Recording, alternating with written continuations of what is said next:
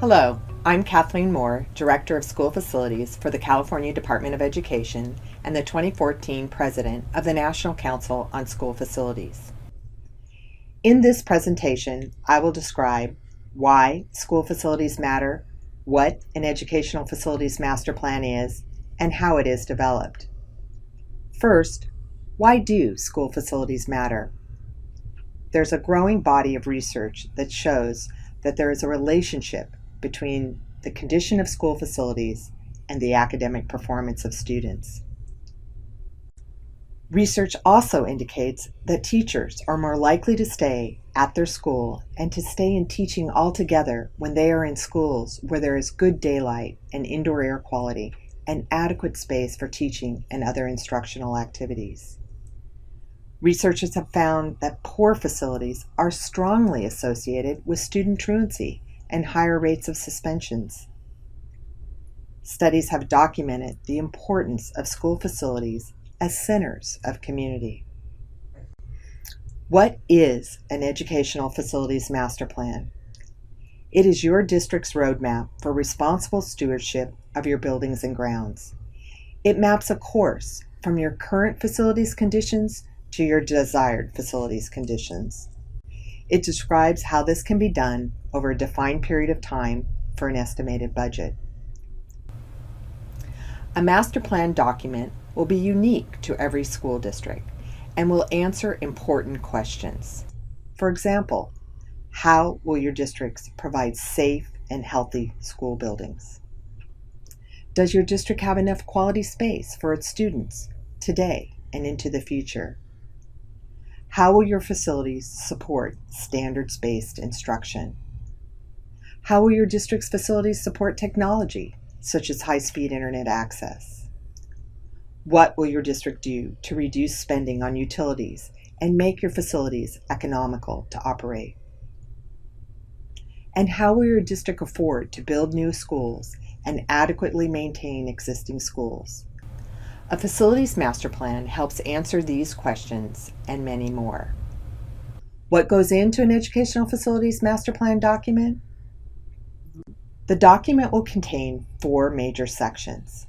In Section 1, the plan describes the educational and community programs and activities that the school's facilities must support. This section should include your school district's educational vision and mission and a concise description of the district's key educational and fiscal goals.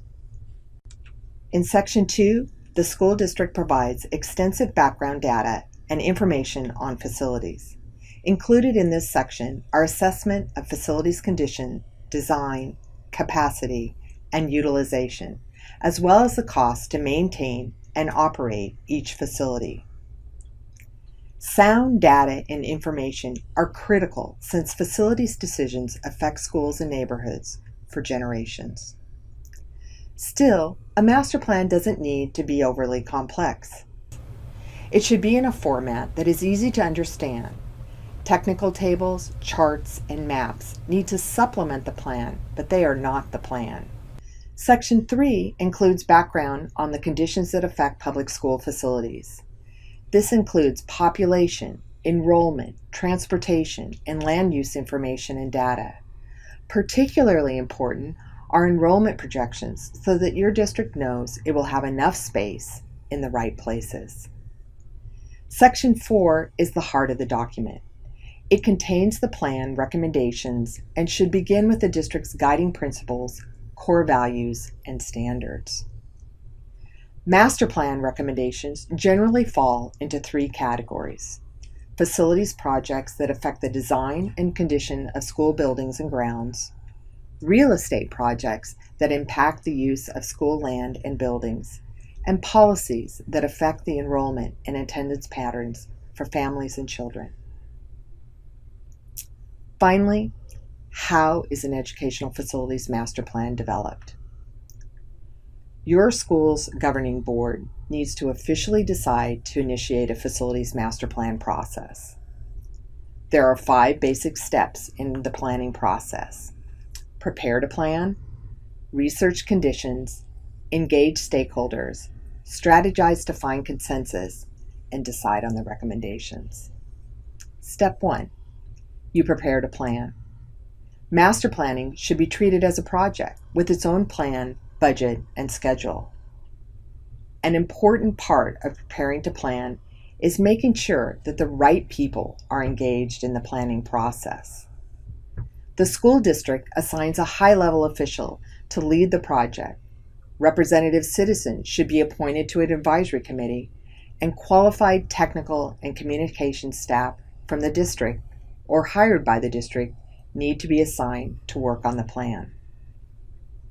In Step 2, a technical team of planners, demographers, architects, engineers, and maintenance managers will collect and analyze factual and descriptive information about the schools and community.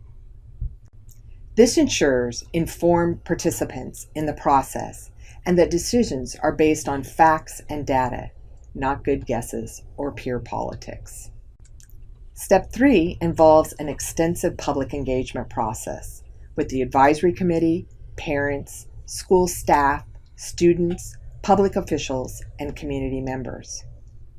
Public engagement is critical to raising issues and exploring options when developing an effective facilities master plan. Many public meetings will be needed, and a variety of communication venues should be used.